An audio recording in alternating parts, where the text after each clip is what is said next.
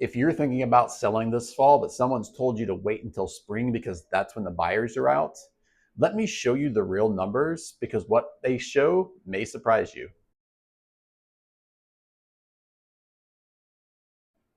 There's a long-standing belief in real estate that the spring and the summertime months are the best time to sell, and that if you wait until the fall, your home may end up sitting longer, there's less buyers in the market, and you may end up making less.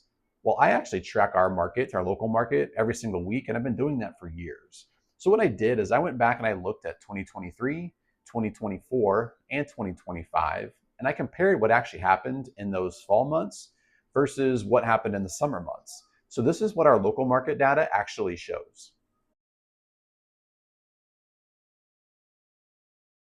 So let's start with an easy one, and that's the number of sales that are actually happening during those fall months. So if you actually take a look at the number of closings, you might expect that you would see a nosedive in closings in those fall months. And that's actually not the case.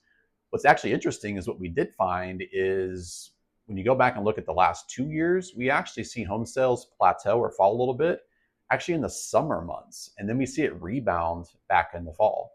And the one year that we didn't see that happen, where we actually did see a decrease in the fall, was back in 2023. And if you remember, interest rates in 2023 were pretty high, and so that was kind of an affecting a little bit of everything during that time frame.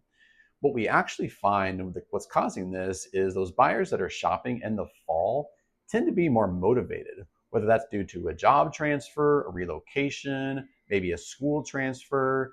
But what we find is those buyers are way further along in the process than those buyers who are just casually looking in spring.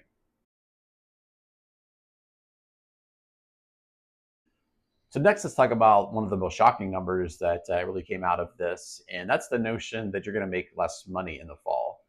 So what's very interesting is you go back and you look again at these last 3 years, the list price to sales price ratio is actually very consistent no matter which month you're looking at. So while there is some small variations, for the most part, sellers are getting their asking price. Now here's the most interesting part.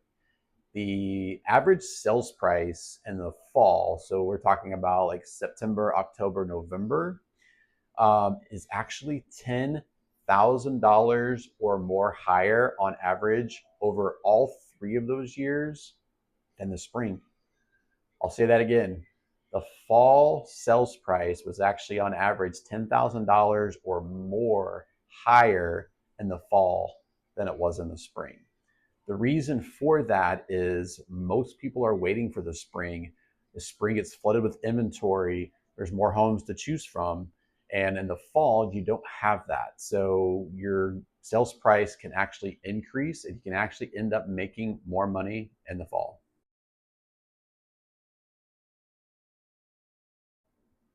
So while you're getting over that shock of finding out that your home may actually sell for more in the fall than it does in the spring, I do want to address one thing, and that's days on market. And it does typically go up during those fall periods.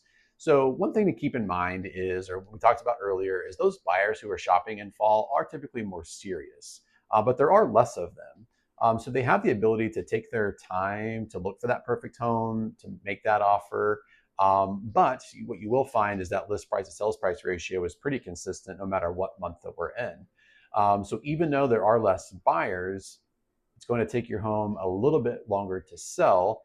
And that number will be dependent on the price range that you're in, the location that you're in, but we're not talking about months more. On average, we're talking about a matter of days, maybe up to a week, longer to sell in the fall as compared to the spring.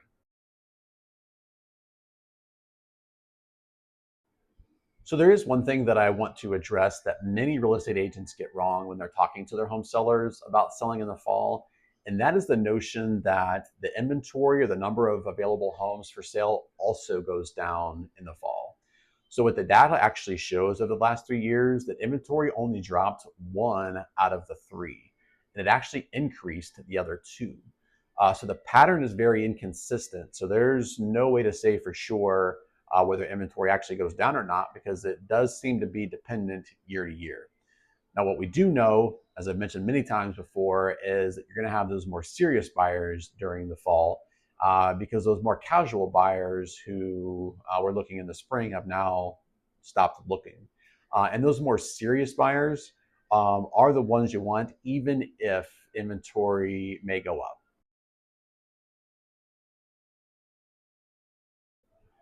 So the real question isn't whether this fall is a better time to sell or not in the abstract. What really matters is your specific situation. So do your goals line up with where our market currently sits? Do you have a time frame and a timeline that you need to buy and sell? And all of these numbers can only be answered by a conversation. This isn't just a vibe or how I feel. It's really sitting down and go over what your goals are to see if the current market matches what you're looking to do.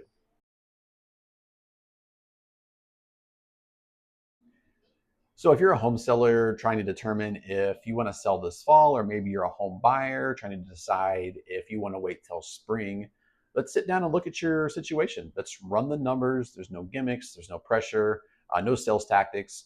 Just trying to figure out, in your situation, what's going to be the best timeline for you. If this video was helpful to you, make sure you hit that subscribe button so you are notified when any new releases come out. My contact information is in the link below. Have a wonderful day. We'll see you soon.